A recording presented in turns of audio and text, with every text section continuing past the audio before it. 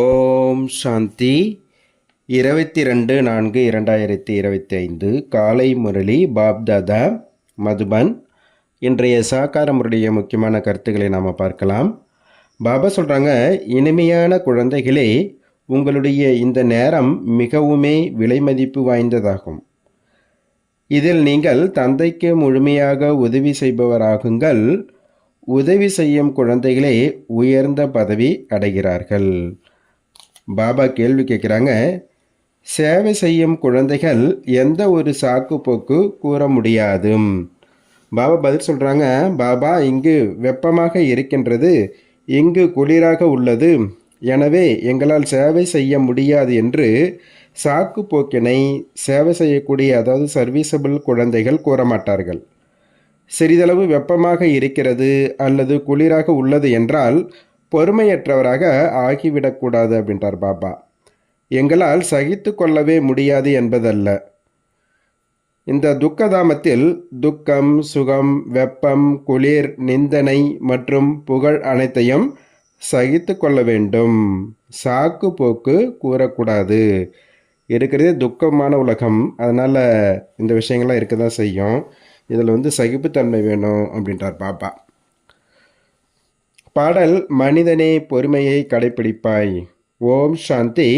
சுகம் மற்றும் துக்கம் என்று அழைக்கப்படுவது எது என்பதை குழந்தைகள்தான் அறிந்துள்ளார்கள். இந்த வாழ்க்கையில் சுகம் எப்பொழுது கிடைக்கின்றது மற்றும் துக்கம் எப்பொழுது கிடைக்கின்றது என்பதை பிராமணர்களாகிய நீங்கள் மட்டுமே வரிசைக்கிரமாக முயற்சிக்கேற்ப அறிந்துள்ளீர்கள். இது இருப்பதே துக்கத்தின் உலகமாக. இதில் சிறிது காலத்திற்கு துக்கம், சுகம், புகழ், நிந்தனை எல்லாமே சகித்து கொள்ள வேண்டி வருகிறது. இவை அனைத்தையும் கடந்து செல்ல வேண்டும். ஒரு சிலருக்கு கொஞ்சம் வெப்பம் தாக்கினால் நாங்கள் குளிரான இடத்தில் இருப்போம் என்கிறார்கள். இப்பொழுது குழந்தைகளே வெப்பமான இடத்தில் அல்லது குளிர் இருக்கும் இடத்தில் சேவை செய்ய வேண்டும் அல்லவா? எல்லா இடத்துலையும் சேவை பண்ணணும் இல்லைங்களா? இச்சமயம் கொஞ்சம் நெஞ்சம் துக்கம் ஏற்பட்டாலும் கூட ஒன்றும் புதிய விஷயம் இல்லை. இது இருப்பதே துக்கதாமமாக. இப்போது குழந்தைகளாகிய நீங்கள் சுகதாமத்திற்கு செல்வதற்காக முழுமையான புருஷார்த்தம் செய்ய வேண்டும். இது உங்களுடைய மிகவுமே விலைமதிப்புள்ள நேரமாகும். இதில் சாக்கு போக்கு எதுவும் கூடாதென்றார் பாபா. பாபா சேவை செய்யக்கூடிய குழந்தைகளுக்கு கூறுகின்றார், யார் சேவையை அறியாமலேயே இருக்கிறார்களோ அவர்களோ எதற்கும் பயனற்றவர்கள்.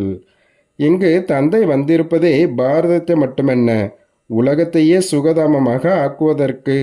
எனவே பிராமண குழந்தைகள்தான் தந்தைக்கு உதவி செய்பவர் ஆக வேண்டும். தந்தை வந்துள்ளார், எனவே அவருடைய வழிப்படி நடக்க வேண்டும். இப்பொழுது தந்தை குழந்தைகளுக்கு கூறுகின்றார், இனிமையான குழந்தைகளே, இப்பொழுது என்னுடன் உதவி செய்பவர் ஆகுங்கள். எவ்வளவு அன்புடன் புரிய வைக்கின்றார். ஆத்ம உணர்வுடைய குழந்தைகள் புரிந்து கொள்கிறார்கள், தேக உணர்வுடையவர்கள் என்ன புரிந்து கொள்வார்கள் என்றார், என்ன உதவி செய்ய முடிகின்றார் பாபா. ஏனெனில் மாயையின் சங்கிலிகளில் மாட்டி இருக்கிறார்கள். இப்பொழுது எல்லோரையும் மாயையின் விலங்குகளிலிருந்து, குருக்களின் விலங்குகளிலிருந்து விடுவியுங்கள் என்று தந்தை டைரக்ஷன் கொடுத்துள்ளார். உங்களுடைய தொழிலே இதுவாகும். யார் எனக்கு நல்ல நல்ல உதவி செய்பவர்களாக ஆவார்களோ பதவியும் அவர்களே அடைவார்கள் என்று தந்தை கூறுகின்றார். நான் யாராக இருக்கின்றேன், எப்படி இருக்கின்றேன், சாதாரணமாக இருக்கும் காரணத்தினால் என்னை முழுமையாக அறியாமல் உள்ளார்கள் என்று சுயம் தந்தை நேரடியாக கூறுகின்றார். தந்தை நம்மை உலகிற்கு அதிபதியாக ஆக்குகின்றார் என்பதை அறியாமல் உள்ளார்கள் அப்படின்றார் பாபா. பாபா சொல்கிறாங்க, மனிதர்களுக்கு வானப்பிரஸ்த நிலையாகும் பொழுது இப்பொழுது பக்தியில் ஈடுபடலாம் என்று நினைக்கிறார்கள். வானப்பிரஸ்த நிலை இல்லாதவரையும் நிறைய பணம், செல்வத்தை சம்பாதிக்கிறார்கள். இப்பொழுது உங்கள் அனைவருக்கும் இருப்பதே வானப்பிரஸ்த நிலைதான். பின் ஏன் தந்தைக்கு உதவி செய்பவராக ஆக்கிவிடக்கூடாதுன்னு கேட்கிறார். நாம் தந்தைக்கு உதவி செய்பவர்களாக ஆகிறோமா என்று நம் உள்ளத்தை நாமே கேட்க வேண்டும். சேவை செய்யும் குழந்தைகளே பிரசித்தமானவர்கள் ஆவார்கள். நல்ல உழைப்பு செய்கிறார்கள். யோகத்தில் இருப்பதன் மூலம் சேவை செய்ய முடியும். நினைவின் பலத்தினால்தான் முழு உலகத்தை தூய்மையாக ஆக்க வேண்டும். முழு உலகத்தை தூய்மையாக்க நீங்கள் கருவியாக ஆகியுள்ளீர்கள். உங்களுக்காக பிறகு தூய்மையான உலகம் கூட அவசியம் வேண்டும். எனவே பதித்தமான உலகத்தின் விநாசம் ஆக வேண்டி உள்ளது. தேக அபிமானத்தை விடுங்கள், ஒரு தந்தையை மட்டுமே நினைவு செய்யுங்கள் என்று இப்பொழுது எல்லோருக்கும் இதையே கூறிக்கொண்டிருங்கள். அவரே பதித்த பாவனர் ஆவார். எல்லோரும் அவரைத்தான் நினைக்கிறார்கள். சாது சந்நியாசிகள் ஆகியோர் கூட ஆள்காட்டு விரலை மேல் நோக்கி காட்டி பரமாத்மா ஒருவரே ஆவார், அவரே அனைவருக்கும் சுகம் அளிப்பவர், இறைவன் அல்லது பரமாத்மா என்று கூறிவிடுகிறார்கள். ஆனால் அவரை யாருமே அறியாமல் இருக்கிறார்கள். ஒரு சிலர் விநாயகரை, ஒரு சிலர் ஆஞ்சநேயரை, மற்றொரு சிலர் தங்களுடைய குருவை நினைவு செய்து கொண்டே இருக்கின்றார்கள். அவர்கள் எல்லோரும் பக்தி மார்க்கத்தினுடைய ஆவார்கள் என்பதை இப்பொழுது நீங்கள் அறிந்துள்ளீர்கள். பாபா சொல்கிறாங்க,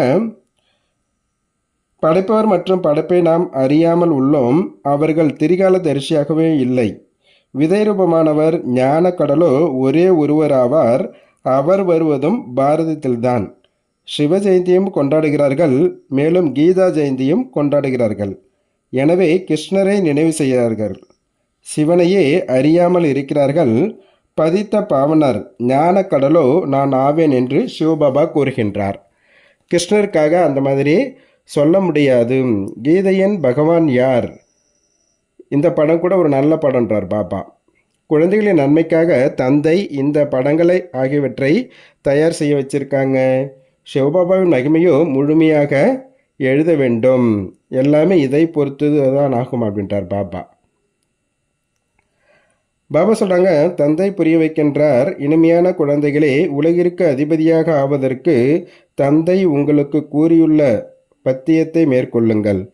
நினைவிலிருந்து உணவு தயாரியுங்கள், நினைவிலிருந்து உட்கொள்ளுங்கள். என்னை நினைவு செய்தீர்கள் என்றால் நீங்கள் மீண்டும் உலகிற்கு அதிபதியாக ஆகிவிடுவீர்கள் என்று சுயம் தந்தை கூறுகின்றார். தந்தை கூட மீண்டும் வந்துள்ளார். இப்பொழுது முழுமையாக உலகத்திற்கு அதிபதியாக வேண்டும். ஃபாலோ ஃபாதர் மதர், அதாவது தாய் தந்தையை பின்பற்றுங்கள். தந்தை மட்டுமே இருக்க முடியாது. சந்நியாசிகள் நாங்கள் எல்லோருமே தந்தைகள், ஃபாதர்ன்னு சொல்கிறாங்க. ஆத்மா பரமாத்மா அதுன்றது தவறாகி விடுகிறது. இங்கு தாய் தந்தை இருவருமே புருஷார்த்தம் முயற்சி செய்கிறார்கள். ஃபாலோ மதர், ஃபாதர் என்ற இந்த வார்த்தைகள் கூட இந்த இடத்தினுடையதாகும் அப்படின்றார் பாபா. யார் உலகின் அதிபதியாக இருந்தார்களோ அவர்களே இப்பொழுதும் அபவித்திரமாக தூய்மையற்றவராக ஆகியுள்ளார்கள் என்பதை நீங்கள் தெரிந்துள்ளீர்கள். மீண்டும் தூய்மையாக ஆகிக்கொண்டு இருக்கின்றார்கள். நாம் கூட அவருடைய ஸ்ரீமத் படி நடந்து இந்த பதவியை அடைகின்றோம். அவர் இவர் மூலமாக டைரக்ஷன் அளிக்கின்றார். அதன்படி நடக்க வேண்டும். பின்பற்றவில்லை என்றால் பாபா பாபா என்று மட்டுமே கூறி வாய் இணுக்குமாறு செய்கிறார்கள். ஆனால் பின்பற்றுவதைத்தான் நல்ல குழந்தைகள் என்று கூறுவார்கள் அல்லவா? வெறுமனே சொல்கிறத விட பாபா சொல்கிறத யார் ஃபாலோ பண்ணுறாங்களோ அவங்க தான் நல்ல குழந்தைகள்.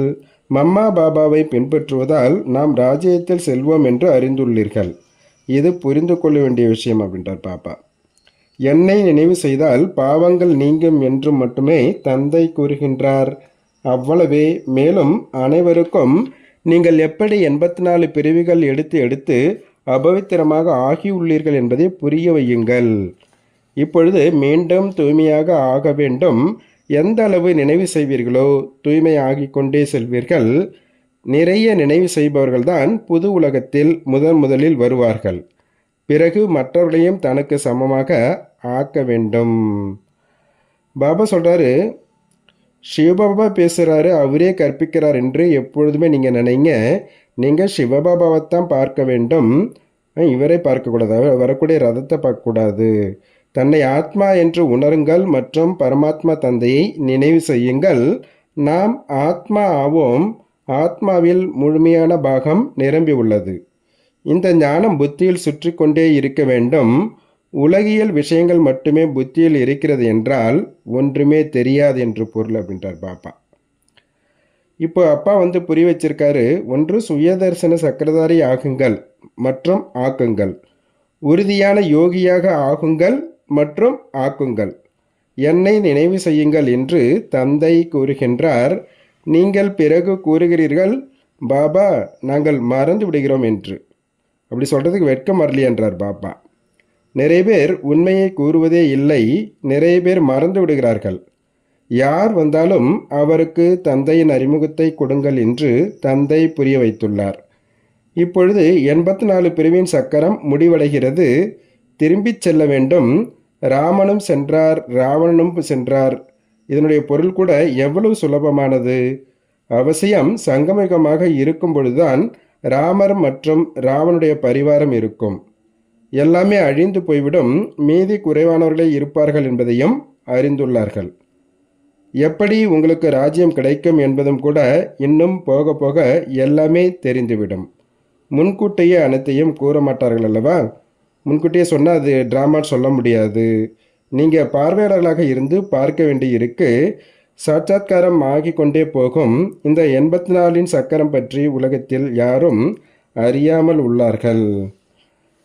பாபா சொல்கிறாங்க, அநேக முறை இந்த சக்கரத்தை சுற்றி வந்திருக்கீங்க. எந்த கர்ம பந்தனத்தில் மாட்டி இருக்கிறீர்களோ அதை மறந்து விடுங்கள் என்று இப்பொழுது தந்தை கூறுகின்றார். இல்லறத்தில் இருந்தபடியே மறந்து கொண்டே செல்லுங்கள். இப்பொழுது நாடகம் முடிவடைகிறது. நமது வீட்டிற்கு செல்ல வேண்டும். இந்த மகாபாரத போருக்கு பின்னால் தான் சொர்க்க வாசல் திறக்கின்றது. எனவே கேட்வே டு ஹெவன், அதாவது சொர்க்க வாசல் என்ற இந்த பெயர் மிகவும் நன்றாக உள்ளது என்று பாபா கூறியுள்ளார். பாபா இன்னைக்கு தாரணைக்கான முக்கிய சாரம் சொல்கிறாரு. ஃபஸ்ட்டு பாயிண்ட்டு, ஆன்மீக படிப்பை படிக்க வேண்டும் மற்றும் படிப்பிக்க வேண்டும். அழியாத ஞான ரத்தினங்களால் தமது பையை நிரப்பிக்கொள்ள வேண்டும். கடலுக்கு பின்னால் நேரத்தை வீணாக்கக்கூடாது. ரெண்டாவது பாயிண்ட்டு, இப்பொழுது நாடகம் முடிவடைகிறது. எனவே சுயம் தங்களை கர்ம பந்தனத்திலிருந்து விடுவிக்க வேண்டும். சுய தரிசன சக்கரதாரி ஆக வேண்டும் மற்றும் ஆக்க வேண்டும். தாய் தந்தையரை பின்பற்றி ராஜ்ய பதவிக்கு அதிகாரி ஆக வேண்டும்.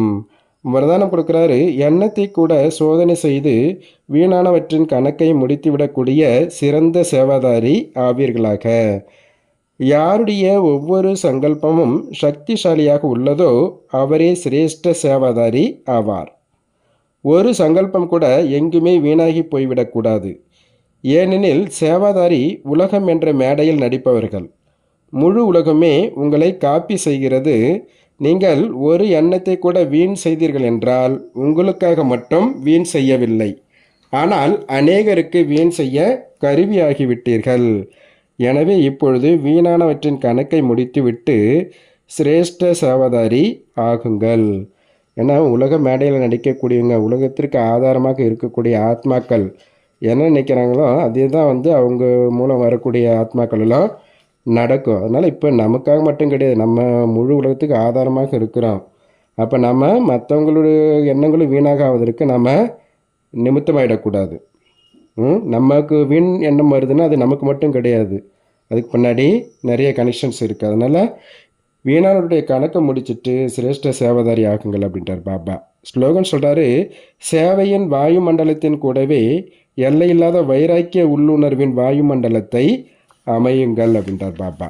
நல்லது. ஓம் சாந்தி, ஓம் சாந்தி, ஓம் சாந்தி. நன்றி பாபா.